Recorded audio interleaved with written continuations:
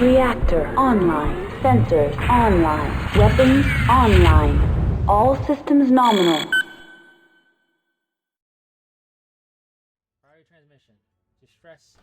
What's up, everybody? Welcome. Glad you could join me and hang out for a little bit. I hope you stick around. I hope you're doing well.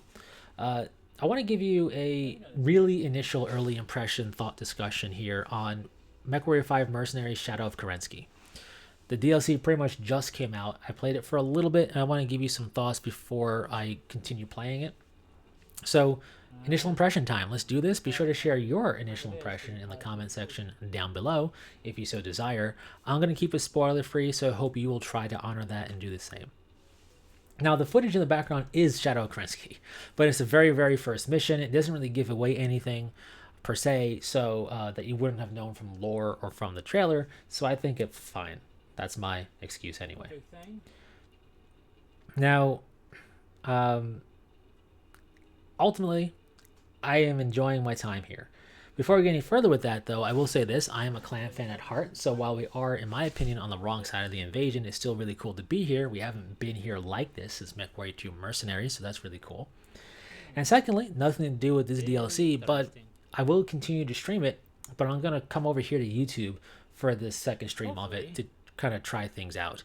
I'm not liking what Twitch has been doing to some streaming that I've done where it breaks it up or whatever. It's just, it feels really weird. I don't know why it's happening. I know I have to basically chew out my internet service provider. I think they need to rerun a line or something, but I'm not having internet issues, and I have the bandwidth or whatever you want to call it.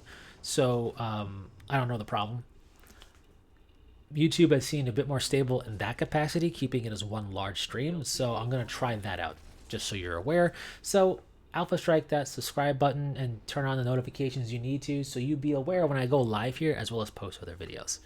Anyways, back to Shadow of Kerensky itself, because that's not a fault of Shadow of Kerensky. That's just what's been going on, and I've been trying to counteract it.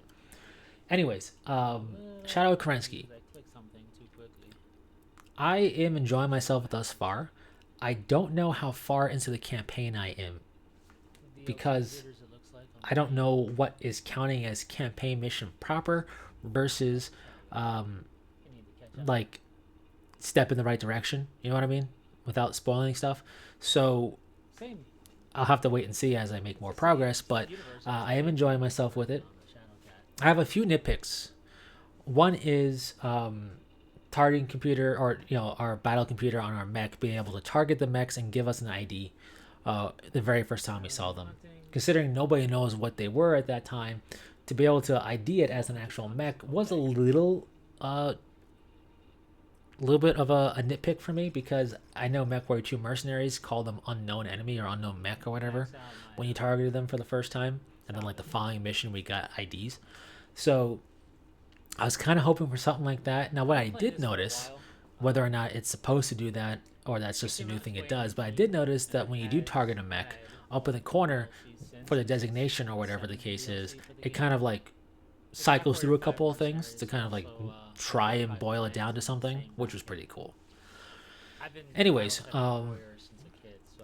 with that said, that's just a super nitpick, doesn't affect the game at all. One thing that might affect the game just a little bit are some of the effects of some of the clan tech is a little bit ridiculous. Like the machine gun, I think its particle effects are just kind of nuts. I think they'll tone that down and patch it. It just feels weird. I think it's a machine gun anyway, and I imagine that they'll tone down some of the effects a little bit, because it legitimately made it hard to target some things, like see where my reticle was and do stuff. But that's just a minor nitpick though. It looked cool. It's just crazy over the top. And then lastly, that I suspect people will bring up is tonnage. One of the things that MechWarrior games have been getting flack for is just being like max tonnage go. Kind of funny to me, because it's always felt like a time-honored tradition to do that. Like that's been like for the basics of just playing a game without trying to do anything crazy. It's just drop with as max weight as possible, right? Cool. So I don't really have a problem with that, but it would have been nice to build up to 400 ton drop limit. Like you just are there from word go, at least thus far.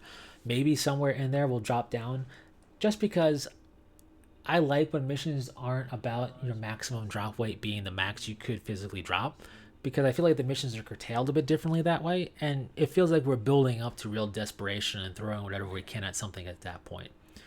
I also feel like if you're going to give me 400 drop weight, I'm going to try to shoot for 400 drop weight, and I feel like you're telling me I need 400 drop weight.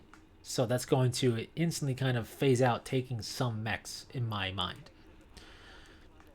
But, does it really ultimately ruin the experience? I don't think so at all. We are throwing everything we got at them, so it does make sense. Maybe for the first mission or two, it would have been cool to be like, yeah, I don't know what this was, but maybe it was a fluke, and then be like, oh dear God, that wasn't a fluke. We need to throw everything we got at it.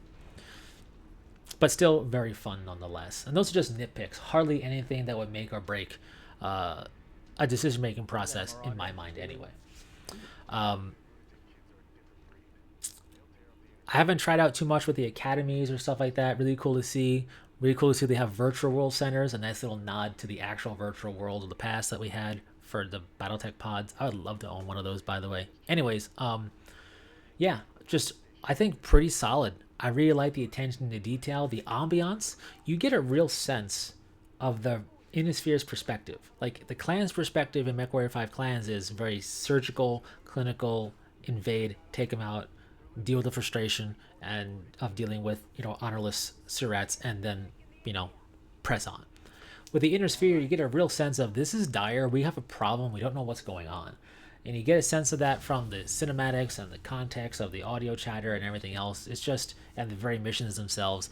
It just, I don't know. I really like that. I think it feels really good. I really like the attention to detail on the star map, how the star map changes and looks like it's being swallowed up by this, unstoppable advance. Basically the invasion corridors is really cool. So I enjoy the setup and the feel that we get here. I think they really did a good job of showcasing the urgency of the matter, because it is quite an urgent matter. I don't know where we're going timeline-wise in terms of what we're going to see and how we're going to fight certain things, but it's been fun thus far, and I'm looking forward to continuing. And I think that's the telltale, right? If you do, play a few missions of a DLC and you're kind of like, I don't know, it could warm up. But the fact that, from word go, it's like, hey, this is pretty cool and pretty fun, is always a good sign. So I'm looking forward to more. You can do this, if I didn't say so already. If you don't have a save file that's near this point in time, you can just load in career mode style right into Shadow Kerensky. You get a pretty stacked group of mechs, so you'll be fine. Looks pretty cool. Anyways, that's all I got for you in this initial impressions video. I think they've done a very good job here. Do I still prefer MechWarrior 5 Clans in terms of the gameplay and the story-driven experience? Yeah, I do, and being on the side of the clans is definitely a part of that. But this is a really cool take, and it'll be fun to do contracts in the sandbox just to accrue C-bills and salvage and whatever else and see what happens. So looking forward to continuing on there. Not bad for a game that came out in 2019, that's for sure. Anyways, super cool, really enjoying it. I'll be streaming some more a bit later on today, the Thursday of September. So, the same day that this was posted. So stay tuned for that. And thanks so much for stopping by. Share your thoughts, try to keep them spoiler free, and until next time, take care.